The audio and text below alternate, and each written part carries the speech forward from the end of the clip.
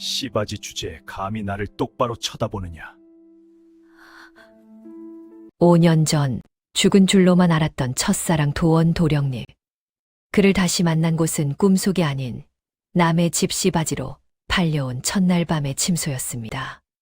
도원은 왜 첫사랑 오기를 짐승보다 못한 눈빛으로 외면하고 있는 걸까요?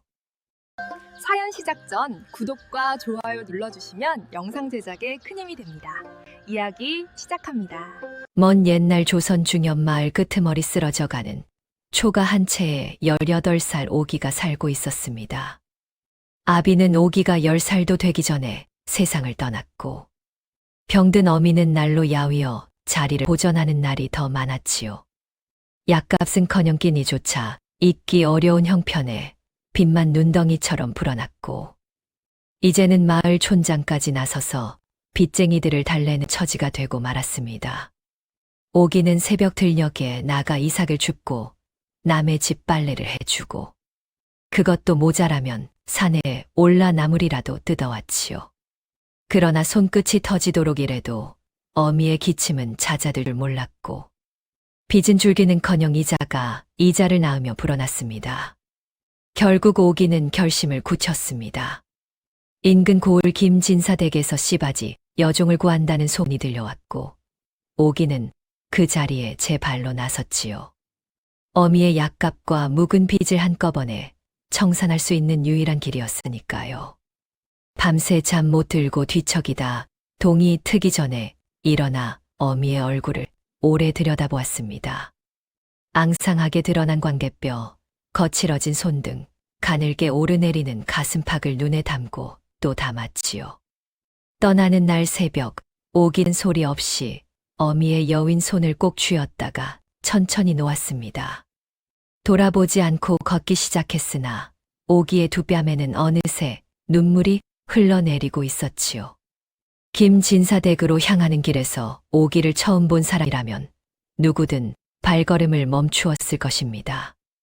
남루한 무명 치마 저고리를 걸쳤으나 맑고 깊은 눈망울, 고운 선을 그리는 이목구비는 어느 양갓집 규수에도 뒤지지 않았지요. 오랜 가난이 오기의 몸은 야위게 만들었으나 타고난 기품만은 어찌할 도리가 없었습니다.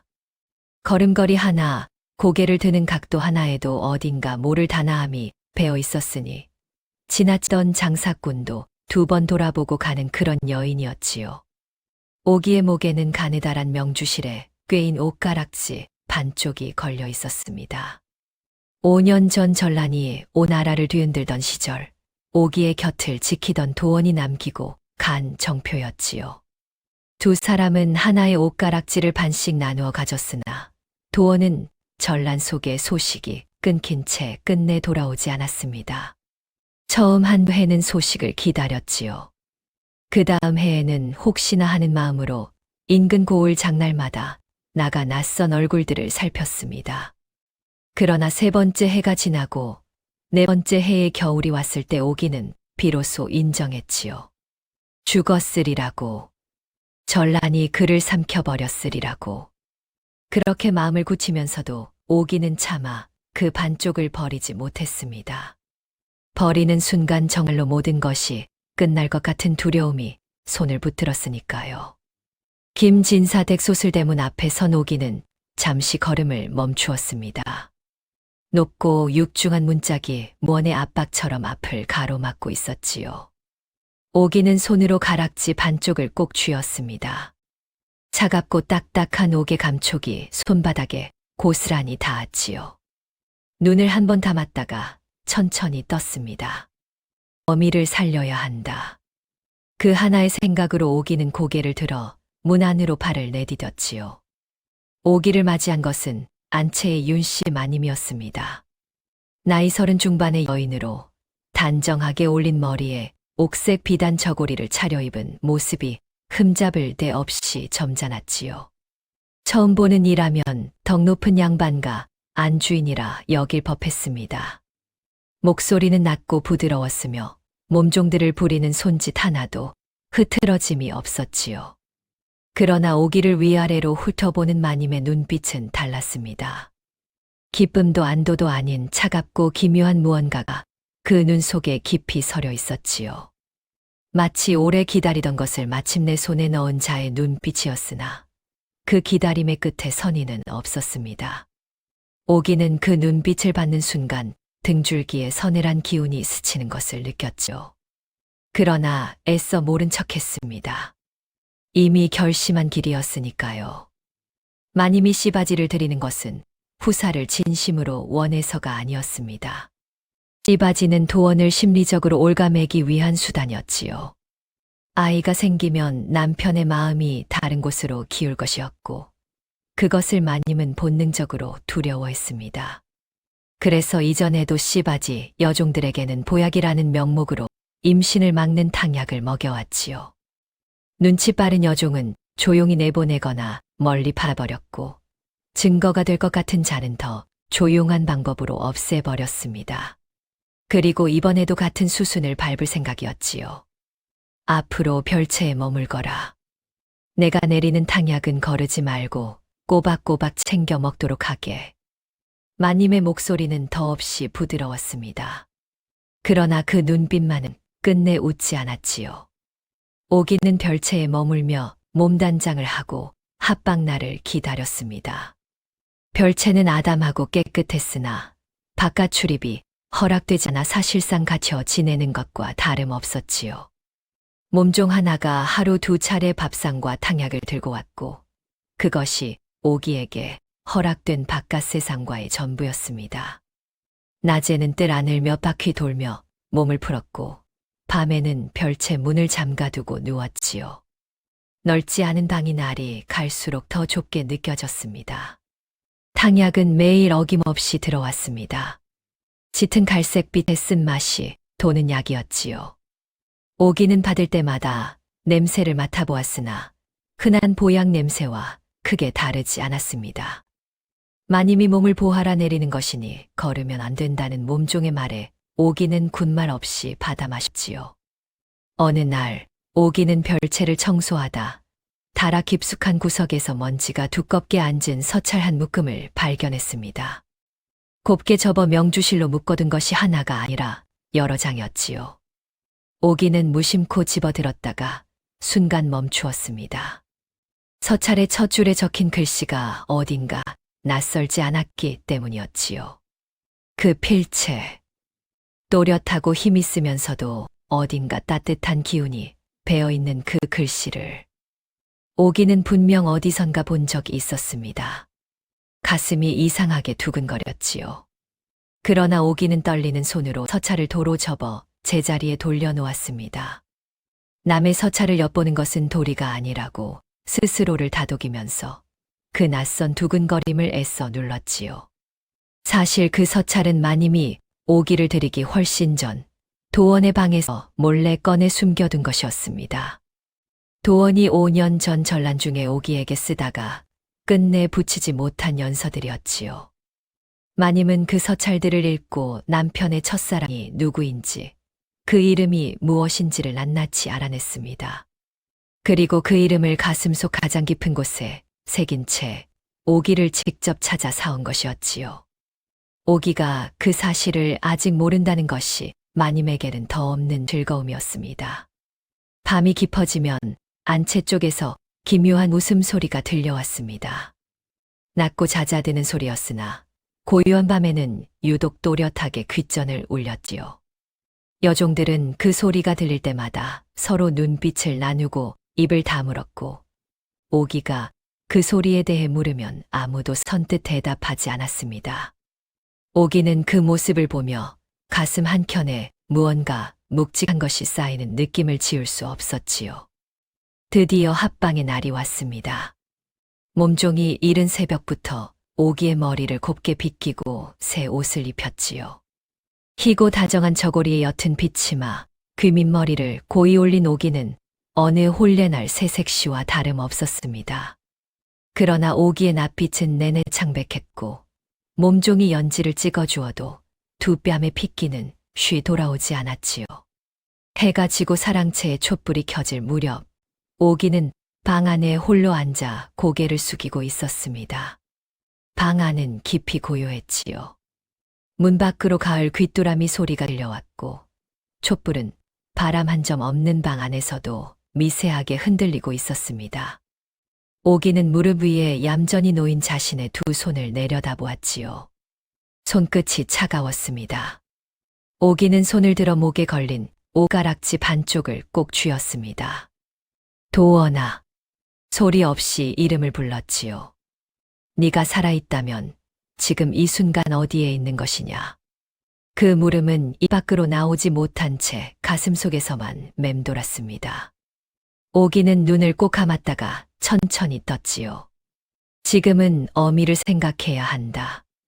그 하나의 생각으로 흔들리는 마음을 눌렀습니다. 이윽고 문이 열렸습니다. 묵직한 발소리가 문지방을 넘어 방 안으로 들어섰지요. 오기는 고개를 더 깊이 숙이며 두 손을 무릎 위에 가지런히 얹었습니다. 발소리가 천천히 가까워지고 나리의 그림자가 촛불에 길게 드리워졌지요. 방 안의 공기가 달라지는 것이 느껴졌습니다. 오기의 심장이 터질 듯 뛰었지요. 곧 낮고 묵직한 목소리가 들려올 것이었습니다. 그런데 나리는 말이 없었습니다. 발소리도 멈추었지요. 오기는 이상함을 느끼며 천천히 고개를 들었습니다. 그리고 그 순간 세상이 멈추는 것 같았지요. 나리는 말이 없었습니다. 발소리도 멈추었지요. 오기는 이상함을 느끼며 천천히 고개를 들었습니다. 그리고 그 순간 세상이 멈추는 것 같았지요. 촛불빛 아래 서 있는 나리의 얼굴이 오기의 눈에 들어왔습니다. 5년이라는 세월이 그 얼굴에 새겨져 있었지요. 소년의 티가 가시고 날이 서 있었으나 눈매의 생김새, 콧날의 선, 입술을 다무는 방식까지 오기가 수백 번 기억 속에서 더듬어온 그 얼굴이었습니다. 죽었으리라 여겼던, 차마 잊지 못해 가락지 반쪽을 목에 걸고 다녔던 바로 그 사람이 지금 자신의 눈앞에 서 있었지요. 오기의 입술이 떨렸습니다. 눈 속에 눈물이 차오르는 것을 어쩌지 못했지요. 도 하고 이름의 첫 글자가 목구멍 끝까지 올라왔습니다. 그러나 미처 소리가 되기도 전에 도원의 눈빛이 오기를 가로막았지요. 차갑고 단단한 마치 쇠창살 같은 눈빛이었습니다. 오기는 그 눈빛에 부딪혀 숨이 막히는 것 같았지요. 도원의 눈 속에도 무언가가 있었습니다. 그러나 그것이 무엇인지 알아볼 틈도 없이 그 눈빛은 이내 차갑게 닫혀버렸지요. 도원은 천천히 오기에게 다가와 턱을 들어 올렸습니다. 손가락이 오기의 턱에 닿는 순간 오기는 온몸이 굳어버리는 것 같았지요. 그 손길이 낯설지 않았기 때문이었습니다. 5년 전에도 도원은 꼭 이렇게 오기의 얼굴을 마주 보곤 했었지요. 그러나 다음 순간 도원의 목소리는 얼음장처럼 차가웠습니다. 씨바지 주제에 감히 나를 똑바로 쳐다보느냐. 오기의 가슴이 서늘해졌지요. 도원은 오기의 턱을 놓고 뒤로 물러섰습니다. 그 눈빛 속에 오기를 알아본 흔적은 어디에도 없었지요.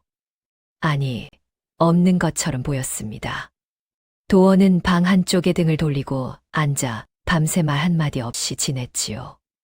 오기는 촛불이 꺼질 때까지 고개를 숙인 채 앉아 있다가 결국 그 자리에서 스르르 쓰러지듯 잠이 들었습니다. 이튿날 아침 도원은 방을 나서며 마당에서 몸종 하나를 조용히 불러 세웠습니다. 오기의 끼니와 잠자리를 각별히 살피라. 추운 날에는 군부를 넉넉히 지피라. 짧고 낮은 목소리로 이르고는 곧장 사랑채로 향했지요. 몸종은 눈을 깜빡이며 고개를 숙였고 그 말을 전해 들은 오기는 이상한 기분을 떨칠 수 없었습니다. 차갑게 밀쳐낸 사람이 어째서 그런 당부를 남기는 것인지 그 간극이 오기의 가슴 속에서 좀처럼 풀리지 않았지요. 며칠이 지나도 도원은 오기에게 손을 대지 않았습니다. 밤이면 사랑채에 들어와 등을 돌리고 눕거나 책을 펼쳐 들었고 오기에게는 눈길 한 번 주지 않았지요.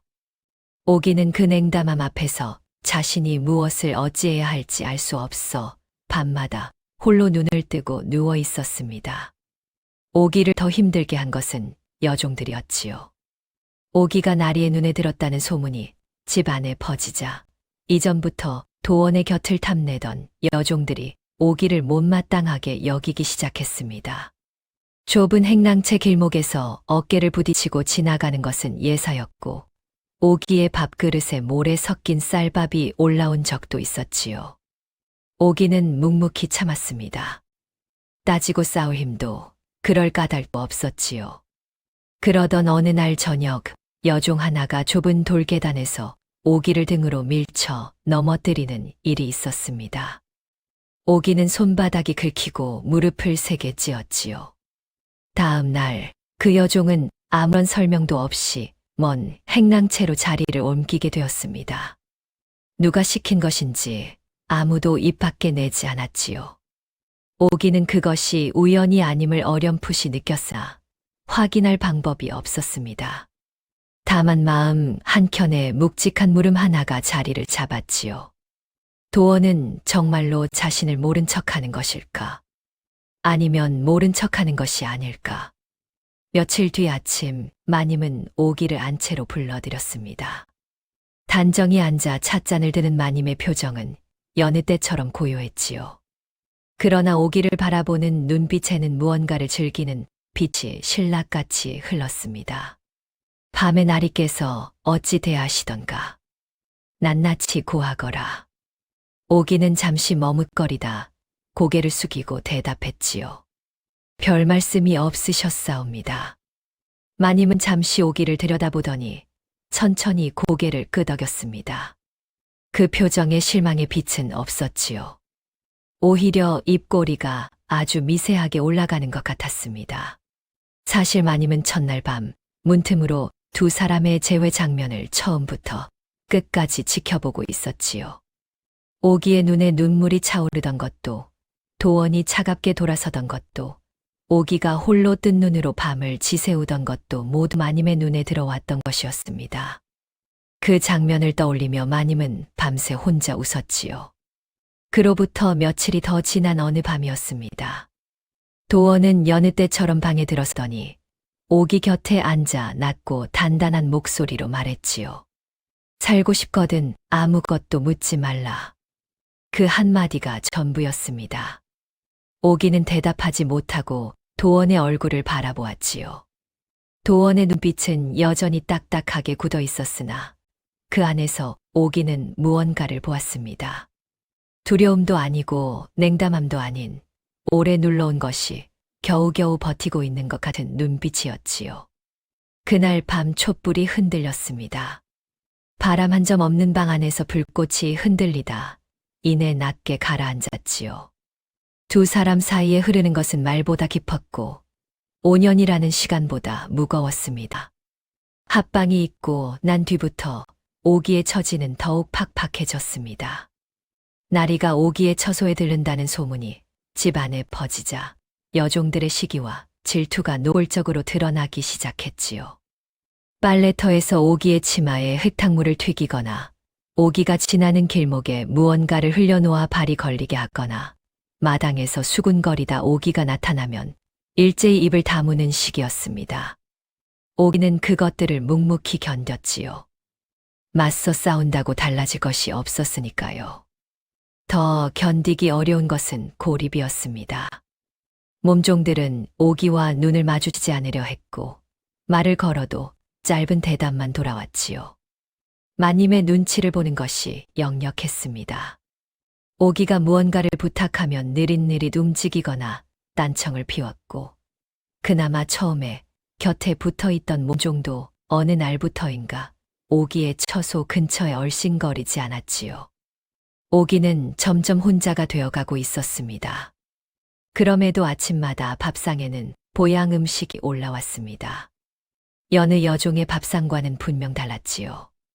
살진 달고기가 들어간 국이거나 대추와 잣을 넣어 고운 죽이거나 오기의 낯빛이 창백하면 어느새 달걀찜이 올라왔습니다.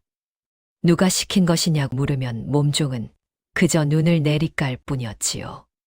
오기는 그 밥상을 받을 때마다 숟가락을 들기 전에 잠시 멈추었습니다. 차갑게 외면하는 사람이 이런 것을 챙긴다. 그 생각이 오기의 가슴 속에서 자꾸만 맴돌았지요. 마치 다락에서 발견했던 그 서찰의 낯선 필체처럼 알 것 같으면서도 손에 잡히지 않는 무언가가 오기의 마음 속에서 조용히 자라고 있었습니다. 가을비가 내리는 밤이었습니다. 빗소리가 기와장을 두드리며 마당을 적시는 소리가 방 안까지 고요하게 스며들었지요. 오기는 잠을 이루지 못하고 뒤척이다 목이 말라 자리에서 일어났습니다. 물을 찾으러 방문을 열고 나섰다가 오기는 발걸음을 멈추었지요. 사랑채 뒤편 담장 아래 빗속에 홀로 서 있는 사람이 있었습니다. 삿가도 도롱이도 없이 그대로 빗줄기를 맞으며 서 있는 뒷모습이 도원이었지요. 오기는 처마 끝에 몸을 붙이고 숨을 죽였습니다. 도원은 한쪽 손을 꼭 쥔 채 고개를 숙이고 있었지요. 무릎이 굽혀지는가 싶더니 이내 담장의 등을 기댔습니다. 그리고 소리가 없었지요. 오기는 처음에는 도원이 무엇을 하는지 알아보지 못했습니다. 가까이서 보아야 알 수 있는 것이었으니까요. 빗속에서 도원의 어깨가 조금씩 떨리고 있었습니다. 소리를 죽인 채 온몸으로 참으며 울고 있었지요. 오기는 손으로 입을 막았습니다. 도원이 쥔 손바닥 사이로 무언가 초록빛이 어른거렸지요. 비에 젖은 빗속에서도 오기는 그것이 무엇인지 단번에 알아보았습니다. 옷가락지의 나머지 반쪽이었지요. 도원은 그것을 버리지 않았던 것이었습니다. 5년 동안 품고 있었던 것이었지요. 오기가 죽었다고 여기면서도 혹은 살아있어도 다시는 볼 수 없다고 생각하면서도 그 반쪽을 끝내 놓지 못했던 것이었습니다. 오기를 알아보고도 차갑게 밀쳐낸 것, 밤마다 등을 돌리고 누운 것, 한마디 말도 섞지 않은 것, 그 모든 것의 밑바닥에는 이 빗속의 오열이 있었지요. 오기는 처마 끝에 오래도록 서 있었습니다. 빗물이 처마를 타고 흘러내려 오기의 발등을 적셨지요. 다가가야 한다는 생각과 다가가서는 안 된다는 생각이 번갈아 가슴을 치고 지나갔습니다. 결국 오기는 발을 떼지 못했지요. 도원의 오열이 너무 깊어서 그 깊이 안으로 함부로 들어갈 수 없었습니다. 오기는 그 자리에 선 채 두 눈에 가득 고인 눈물을 빗소리가 대신 삼켜주도록 내버려 두었지요. 이튿날 아침 도원은 여느 때처럼 차갑고 무심한 얼굴로 사랑채를 나섰습니다. 오기와 눈이 마주쳤으나 이내 시선을 거두었지요. 그러나 오기는 이제 알았습니다. 그 차가운 눈빛 뒤에서 무엇이 버티고 있는지를. 마님의 눈을 피해, 집 안의 귀와 입을 피해 도원은 오기를 지키기 위해 모른 척하고 있었던 것이지요. 그 모른 척함이 도원이 할 수 있는 가장 필사적인 사랑의 방식이었다는 것을. 오기는 그것을 빗속에서 배웠습니다. 순덕은 이 집에서 가장 나이가 많은 여종이었습니다. 등이 굽고 귀가 어두웠으나 눈만은 여전히 맑고 날카로웠지요. 마당 한켠에서 빨래를 개고 있는 순덕 곁에 다가선 오기에게 순덕은 처음에 아무 말도 하지 않았습니다. 주위를 한번 둘러본 뒤 목소리를 낮추었지요. 아가씨, 이 집에서 오래 살고 싶거든 탕약을 그냥 마시지 마소. 오기는 멈추었습니다. 무슨 말이냐고 묻자 순덕은 빨래를 개는 손을 멈추지 않은 채 낮고 빠르게 말을 이었지요. 아가씨 전에도 씨바지가 있었다고 했습니다. 하나가 아니라 둘이었지요. 두 여종 모두 마님이 내리는 탕약을 꼬박꼬박 받아 마셨고 두 여종 모두 끝내 아이를 갖지 못한 채 세상을 떠났습니다. 한 명은 갑자기 쓰러져 사흘 만에 죽었고 다른 한 명은 점점 기력을 잃어가다 반년 만에 눈을 감았지요. 마님은 두 번 모두 타고난 몸이 약해서 그리 된 것이라 했고 아무도 그 말에 토를 달지 못했습니다. 탕약에 무엇이 들었는지는 소인도 모릅니다. 그러나 아이를 막는 것만은 확실해요. 두 여종 모두 그 탕약을 먹는 동안에는 끝내 씨가 서지 않았으니까요. 오기는 순덕의 말을 들으며 등줄기가 차가워지는 것을 느꼈습니다. 마님이 처음부터 후사를 원한 것이 아니었다는 것이 이제야 선명하게 그려졌지요. 씨바지를 드리는 것 자체가 목적이 아니었습니다. 눈치채거나 저항할 것 같은 여종은 없애고 또 새 씨바지를 드리고 그렇게 되풀이하는 것이 마님이 원하는 구조였지요. 그리고 오기는 다락에서 발견했던 서찰 묶음을 떠올렸습니다. 명주실로 곱게 묶인 그 연서들, 도원의 필체로 쓰인 그 글씨들이 어째서 별채 다락에 숨겨져 있었는지 이제는 알 것 같았지요. 마님은 그 서찰을 읽고 도원의 첫사랑이 누구인지를 알아냈고 그 이름을 가슴에 새긴 채 오기를 직접 찾아 사온 것이었습니다. 오기는 처음부터 마님의 손바닥 안에 있었던 것이지요. 그런데 아가씨는 달라요. 순덕이 목소리를 더욱 낮추었습니다. 며칠 전부터 탕약을 마시기 전에 냄새를 맡는 것을 보았어요. 그리고 나리께서 아가씨 처소에 드신 날 밤, 마님이 탕약 심부름을 하루 건너뛰었지요. 한 번이라도 걸으면 약효가 달라지는 법이에요. 오기는 순덕의 말이 무엇을 뜻하는지 천천히 받아들였습니다. 가슴이 꾹 내려앉는 것 같았지요. 그러나 그 다음 순간 배 속 어딘가에서 미세하게 따뜻한 것이 움직이는 것 같은 기분이 들었습니다. 오기는 손을 들어 아랫배에 가만히 얹었지요. 순덕은 아무 말 없이 빨래를 개는 손만 움직였습니다. 그날 밤 오기는 잠을 이루지 못했습니다. 순덕의 말이 머릿속에서 계속 맴돌았지요. 전에 있던 씨바지들, 아이를 갖지 못한 채 죽어간 여종들의 이야기가 오기 자신의 이야기로 겹쳐왔습니다. 마님의 부드러운 목소리, 보약이라며 내밀던 탕약 그릇, 아무것도 묻지 말하던 도원의 단단한 눈빛이 하나하나 새로운 의미로 다가왔지요. 오기는 아랫배에 손을 얹은 채 천장을 바라보았습니다. 이제는 자신 하나만의 목숨이 아니었지요.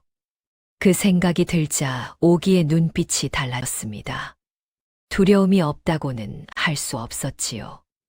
그러나 두려움 뒤에서 무언가 단단하고 뜨거운 것이 천천히 일어서고 있었습니다. 당하고만 있을 순 없다는 것이었지요. 도망칠 수도 소리칠 수도 없다면 맞서는 수밖에 없었습니다. 오기는 이튿날 새벽 자리에서 일어나 먹을 갈고 붓을 들었습니다. 손이 떨렸지요. 오기는 잠시 눈을 감고 숨을 고른 뒤 천천히 붓을 움직였습니다. 글씨는 크지 않았으나 또렷했지요. 나리케. 소희는 모든 것을 알았습니다. 함께 죽거나 함께 살 길을 찾읍시다. 오기 올림. 짧은 서찰이었습니다. 더 쓸 말이 없는 것이 아니었지요. 오히려 하고 싶은 말이 너무 많아서 그것을 다 쓰면 손이 멈추지 않을 것 같아서 거기서 붓을 내려놓았습니다. 오기는 서찰을 곱게 접어 치마 속 깊이 품었지요. 도원에게 서찰을 전달하는 것은 쉬운 일이 아니었습니다. 오기의 처소 앞에는 항상 몸종의 눈이 있었고 마님의 귀는 집 안 구석구석에 닿아 있었지요. 오기는 며칠을 기다렸습니다. 그리고 도원이 뒷뜰을 지나는 순간 오기는 빨래를 널다가 서찰을 작은 돌멩이에 싸서 조용히 도원의 발치에 떨어뜨렸지요. 도원은 멈추지 않았습니다. 그러나 발걸음이 잠깐 느려지는 것을, 그리고 발치에 떨어진 것을 소매 속으로 거두어들이는 것을 오기는 눈끝으로 놓치지 않았지요. 그날 밤 도원은 방에 들어서자마자 문을 닫고 오기를 똑바로 바라보았습니다. 오랜만에 마주한 그 눈빛에는 차가움 대신 다른 무언가가 있었지요. 도원은 한참을 말없이 오기를 바라보다가 낮게 입을 열었습니다. 위험하다는 것을 알고 그리했느냐? 오기는 고개를 끄덕였습니다. 알고도 그리했습니다. 도원의 눈이 흔들렸습니다. 그것이 5년 만에 두 사람이 나눈 첫 번째 진짜 대화였지요. 마님의 처소 안채에는 아무도 함부로 드나들지 못하는 반다지 하나가 있었습니다. 칠흑같이 검은 오동나무로 짜인 것으로 마님이 직접 열쇠를 간수하는 것이었지요. 여종들은 그 반다지를 청소할 때도 가까이 다가가지 않는 것이 불문율이었습니다. 그 반다지 안에 무엇이 들었는지 순덕이 알게 된 것은 순전히 우연이었습니다. 마님이 몸이 좋지 않아 자리에 누운 사이 순덕이 방을 정리하다 반다지 열쇠가 이불 속에 떨어진 것을 발견했지요. 순덕은 돌려놓으려다 반다지 뚜껑이 열린 것을 알았습니다. 그 안에는 비단 보자기에 쌓인 작은 도자기 병 2개가 있었고 병 하나에는 가느다란 글씨로 낙태를 막는 약초 이름이, 다른 하나에는 훨씬 독한 냄새가 나는 무언가가 들어 있었지요. 순덕은 오래 들여다보지 않았습니다. 그러나 그 냄새는 오래도록 기억 속에 남았지요. 오기가 그 이야기를 전해 들은 것은 도원에게 서찰을 전달하고 난 이틀 뒤였습니다. 순덕은 이번에는 더욱 목소리를 낮추었지요. 그 도자기 병 속 것이 무엇인지 이 집 약방을 오가는 의원이 알고 있을 것이라 했습니다. 독약이었지요. 한 번에 죽이는 것이 아니라 조금씩 천천히 기력을 빼앗는 종류였습니다. 복상사처럼 보이게 만드는 데 쓰이는 것이었지요. 오기는 순덕의 말을 들으며 방 안의 공기가 차갑게 굳어드는 것을 느꼈습니다. 마님이 아이를 낳으면 오기를 살려둘 생각이 없다는 것은 짐작했지요. 그러나 이렇게 치밀하게 준비되어 있을 줄은 몰랐습니다. 마님에게 오기는 처음부터 끝이 정해진 존재였던 것이지요. 마님이 오기를 죽이고자 하는 이유는 단순히 씨바지가 아이를 낳았기 때문이 아니었습니다. 오기가 도원의 첫사랑이었기 때문이었지요. 마님은 도원이 오기를 보는 눈빛을 알고 있었습니다. 그 눈빛이 자신을 향한 적이 단 한 번도 없었다는 것도 알고 있었지요. 오기가 살아있는 한 도원의 마음은 영원히 오기에게 기울어 있을 것이었습니다. 마님이 평생 가져보지 못한 것을 오기는 아무 노력 없이도 가지고 있었지요. 그 사실이 마님의 가슴속 가장 깊은 곳에서 오래도록 썩어가며 독이 되었던 것이었습니다. 도원은 오기로부터 그 이야기를 전해들은 밤 오랫동안 말이 없었습니다. 방 안에 촛불이 타다 남은 자리까지 다 내려갔지요. 도원은 그제야 입을 열었습니다. 목소리가 낮고 차분했으나 그 안에 있는 것은 오기가 한 번도 보지 못한 종류의 분노였지요. 이제는 더 이상 모른 척으로 버틸 수 없겠구나. 마님은 기다렸다는 듯 움직이기 시작했습니다. 오기와 도원이 몰래 서찰을 주고받은 것을 마님이 알게 된 것은 그로부터 채 사흘이 되지 않아서였지요. 어느 여종이 고에 바쳤는지 알 수 없었으나 마님의 귀는 이 집 어느 구석에나 닿아 있었습니다. 마님은 도원을 정면으로 다그치는 대신 오기에게 칼날을 겨누었습니다. 안채로 오기를 불러앉힌 마님은 단정한 목소리로 죄목을 늘어놓았지요. 씨바지의 신분으로 나리에게 서찰을 올렸으니 분수를 모르는 것이요. 나리께서 오기를 편애하게 만들어 집안의 법도를 흐트러뜨렸으니 그 죄를 물어야 한다고 했습니다. 도원이 그 자리에 있었으나 마님의 친정 오라비가 형조 판서와 결탁한 세력이라는 것을 아는 도원은 섣불리 나서지 못했지요. 나섰다가는 마님이 더 빠르게 오기에게 손을 쓸 것이었으니까요. 오기는 그날로 광에 갇혔습니다. 광은 좁고 어두웠지요. 클바닥에 빛 한 줄기 들어오지 않는 곳이었습니다. 저녁이 되자 마님이 내보낸 몸종들이 들이닥쳐 매질을 시작했지요. 오기는 이를 악물었습니다. 소리를 지르지 않으려 했지요. 아랫배에 두 손을 모아 감싸며 버텼습니다. 지금 이 순간 지켜야 할 것이 있다는 생각이 고통보다 더 컸지요. 도원은 사랑채에서 그 소리를 들었습니다. 주먹이 떨릴 만큼 쥐어졌지요. 일어서려다 멈추었습니다. 지금 뛰쳐나가면 마님이 당장 오기를 더 깊은 곳으로 보내버릴 것이었지요. 마님의 친정 세력은 도원 혼자서는 감당할 수 없는 규모였습니다. 형조 판서가 뒤를 봐주는 세력 앞에서 김진사 하나의 목소리는 너무도 작았지요. 도원은 사랑채 기둥을 손으로 짚으며 눈을 감았습니다. 이 길로는 안 된다는 것을 알면서도 다른 길이 보이지 않았지요. 다른 길을 반드시 찾아야 했습니다. 광 속에서 오기는 밤새 추위와 싸웠습니다. 늦가의 흙바닥은 뼈에 사무치도록 차가웠지요. 오기는 몸을 웅크리고 두 손을 아랫배에 모은 채 눈을 뜨고 있었습니다. 무섭지 않다고 하면 거짓말이었지요. 그러나 오기의 마음속에는 두려움보다 선명한 것이 있었습니다. 빗속에서 옷가락질을 쥐고 오열하던 도원의 뒷모습, 위험하다는 것을 알고 그리했느냐고 묻던 낮고 떨리는 목소리였지요. 오기는 눈을 감지 않았습니다. 살아야 한다는 생각을 놓지 않기 위해서였지요. 도원은 며칠 동안 겉으로는 움직이지 않았습니다. 광에 갇힌 오기에게 몰래 음식을 넣어주는 것이 그가 할 수 있는 전부인 것처럼 보였지요. 그러나 도원의 머릿속은 단 한순간도 멈추지 않고 돌아가고 있었습니다. 도원이 내린 결론은 하나였지요. 이 집을 벗어나야 한다는 것이었습니다. 마님의 손이 닿는 곳 안에 오기가 있는 한 어떤 방법으로도 안전을 장담할 수 없었지요. 아이가 자라 세상에 나오는 날이 가까워질수록 마님이 움직일 것이었습니다. 시간이 없었지요.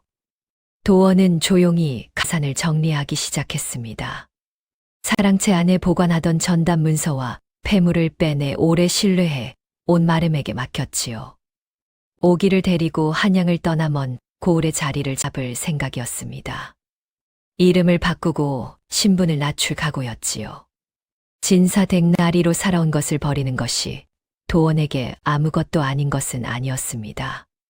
그러나 빗속에서 옷가락질을 쥐고 울던 그 밤을 생각하면 버려야 할 것이 무엇이고 지켜야 할 것이 무엇인지는 이미 오래전에 정해져 있었지요. 그러나 마님은 이미 움직이고 있었습니다. 도원이 마름을 통해 소식을 전해 들은 것은 준비를 시작한 지 사흘째 되는 날이었지요. 마을 어귀 한양대로로 나가는 좁은 길목에 낯선 포졸 2명이 자리를 잡고 있다는 것이었습니다. 마님 댁에서 나온 자들이라는 것은 어귀 주막 주인도 알고 있었지요. 낮에는 술을 마시며 눌러 앉아 있고 밤에는 길목을 지킨다고 했습니다. 탈출로가 막혔지요. 도원은 그날 밤 사랑채에 홀로 앉아 밤을 지새웠습니다. 힘으로 뚫을 수 있는 상황이 아니었지요. 포졸들을 제압한다 해도 마님이 더 빠르게 움직일 것이었습니다. 그렇다면 탈출이 아닌 다른 방법이어야 했지요. 숨는 것이 아니라 오히려 모든 것을 드러내는 것. 마님이 가장 두려워하는 것이 무엇인지를 도원은 이제 알고 있었습니다. 세상에 알려지는 것이었지요. 관아에 드러나는 것이었습니다. 도원은 촛불이 다 타 내려가는 것을 바라보며 천천히 결심을 굳혔지요. 도원이 결단을 굳히기도 전에 마님이 먼저 움직였습니다. 그날 밤 바람이 세게 불었습니다. 늦가을 바람이 마당을 휩쓸고 지나가며 낙엽을 끌고 다녔지요. 도원은 사랑채에서 뒤척이다 잠을 이루지 못하고 있었고 오기는 광 속에서 무릎을 끌어안은 채 밤을 버티고 있었습니다. 냄새가 먼저였지요. 타는 냄새가 바람을 타고 코끝에 닿았습니다. 도원은 자리를 박차고 일어나 문을 열었지요. 별채 쪽에서 불빛이 보였습니다. 처음에는 작은 불꽃이었으나 바람을 만나자 순식간에 번져나갔지요. 지붕을 타고 오른 불길이 밤하늘을 붉게 물들이는 데에는 순식간이었습니다. 별채였습니다. 오기가 갇힌 광이 별채 뒤편에 붙어 있었지요. 도원은 발이 땅에 닿는지도 모르고 달렸습니다. 집 안이 일시에 소란스러워졌지요. 여종들이 비명을 지르며 뛰어나왔고 몸종들이 물을 길어 달리기 시작했습니다. 그러나 불길은 이미 별채 지붕을 다 삼키고 있었지요. 물몇 동이로는 어쩌지 못할 기세였습니다. 광문은 밖에서 빗장이 걸려 있었습니다. 도원은 빗장을 드러내고 문을 잡아당겼지요. 연기가 한꺼번에 쏟아져 나왔습니다. 오기가 기침을 하며 바닥에 웅크리고 있었지요. 도원은 연기를 헤치고 안으로 들어가 오기의 손을 잡아 끌어냈습니다. 오기의 손이 얼음장처럼 차가웠지요. 도원은 오기를 품에 안고 불길 밖으로 뛰어나왔습니다. 등 뒤에서 지붕 한쪽이 불꽃을 흩뿌리며 무너지는 소리가 났지요. 마당에 나와 두 사람이 숨을 고르는 사이 도원은 안채 쪽을 바라보았습니다. 마님이 툇마루에 서서 타오르는 별채를 바라보고 있었지요. 그 얼굴에는 당황함이 없었습니다. 불길이 생각보다 빨리 번진 것이 뜻밖이었는지 입술이 조금 굳어 있었으나 눈빛은 여전히 차갑고 고요했지요. 타오르는 불빛이 그 차가운 눈동자 안에서 일렁이고 있었습니다. 도원은 그 눈빛을 보며 모든 것이 선명해지는 것을 느꼈습니다. 더 이상 버티는 것으로는 오기를 지킬 수 없었지요. 숨기고 모른 척하고 참는 것으로는 저 눈빛이 오기에게 닿는 것을 막을 수 없었습니다. 오기를 품에 안은 제 도원의 가슴 속에서 무언가가 단단하게 굳어지는 소리가 났지요. 가산을 잃어도 좋다. 가문의 이름이 더럽혀져도 좋다. 살아있는 것이 먼저였습니다. 오기야. 도원이 낮게 불렀습니다.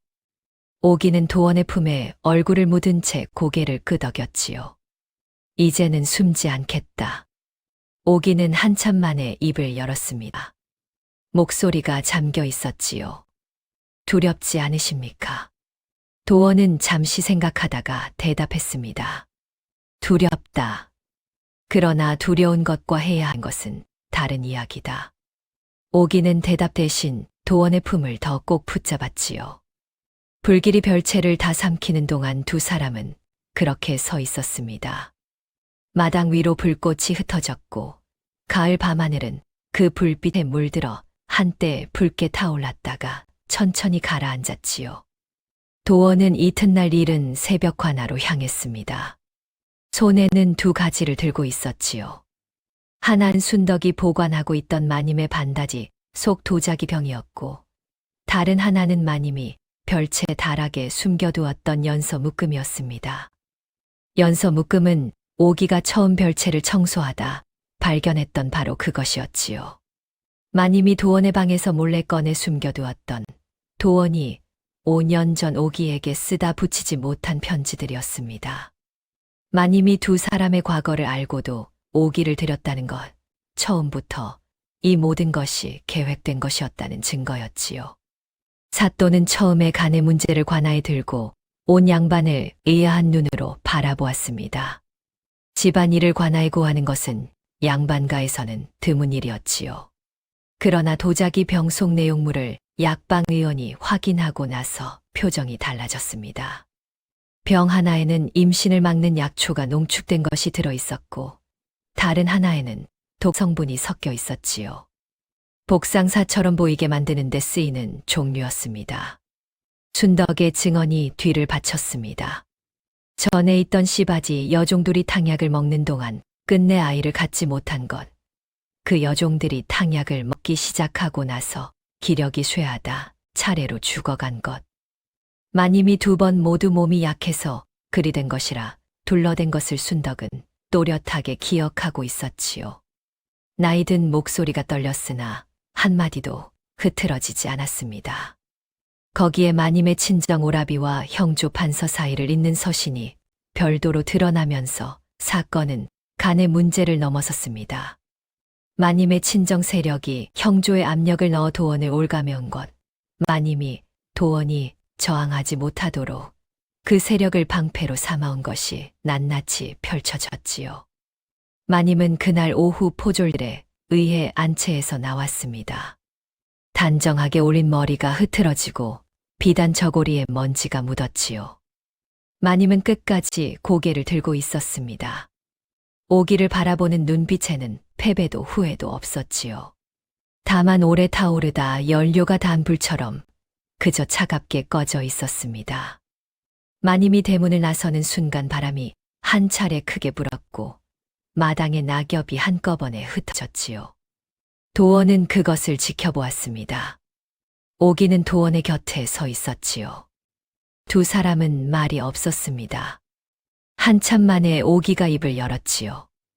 이제 다 끝났습니까? 도원은 고개를 끄덕였습니다. 이제 다 끝났다. 마님은 유배형에 처해졌습니다.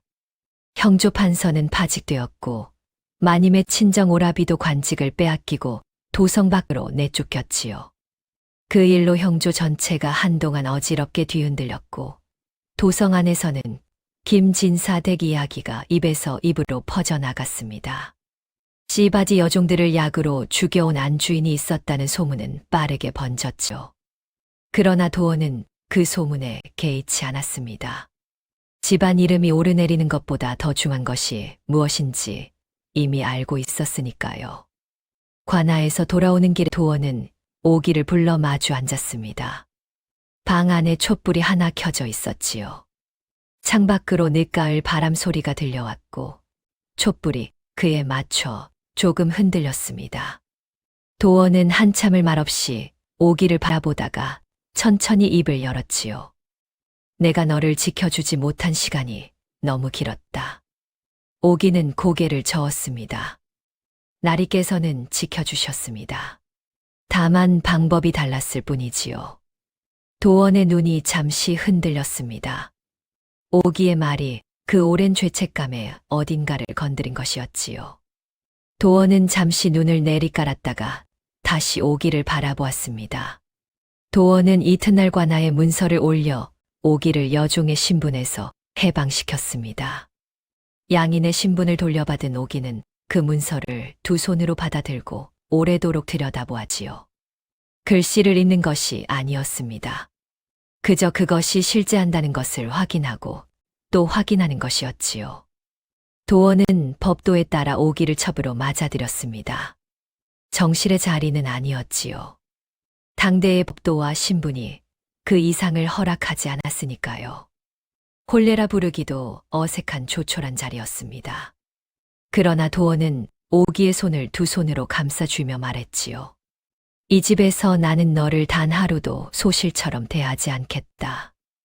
오기는 대답 대신 눈물을 흘렸습니다. 슬픔이 아니었지요. 5년의 기다림과 이 집에서 견뎌온 모든 날들이 한꺼번에 녹아내리는 눈물이었습니다.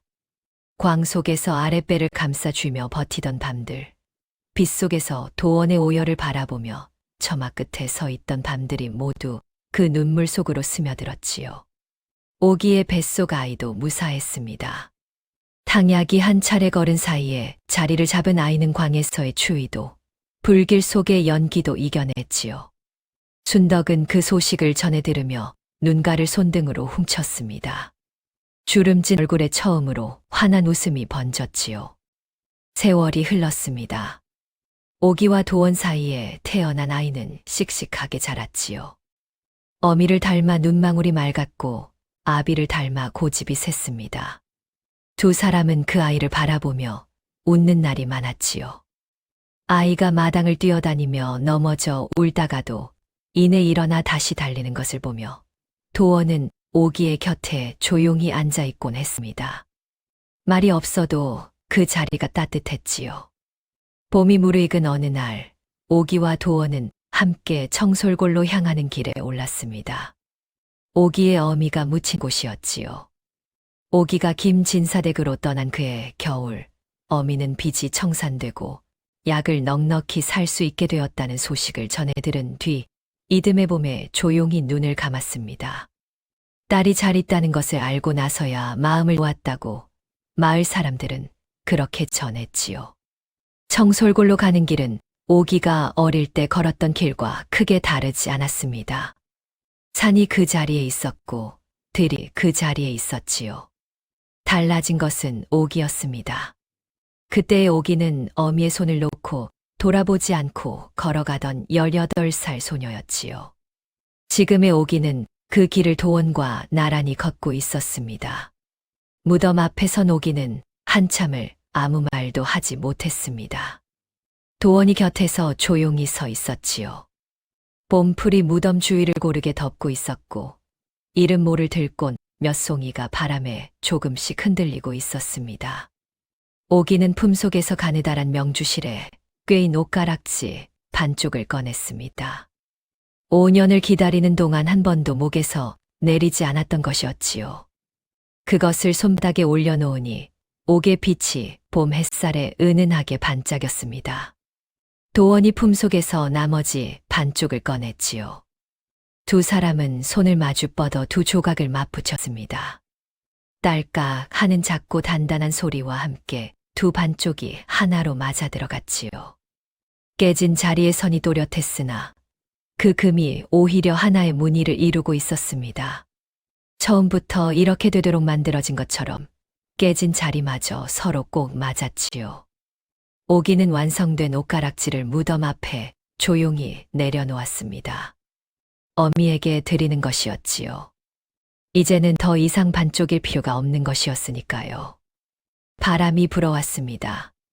봄 들녘의 바람이었지요. 풀냄새와 흙냄새가 섞인 따뜻한 바람이 두 사람 사이를 지나갔습니다. 오기는 눈을 감았다가 천천히 떴지요. 도원의 손이 오기의 손을 가만히 감싸 쥐었습니다. 가장 잔인한 덫도 진실한 사랑 앞에서는 무력합니다. 권세도 독약도 오래된 계산도 끝내 이기지 못한 것은 손바닥 위에서 두 반쪽이 하나가 되는 그 작고 단단한 것이었지요.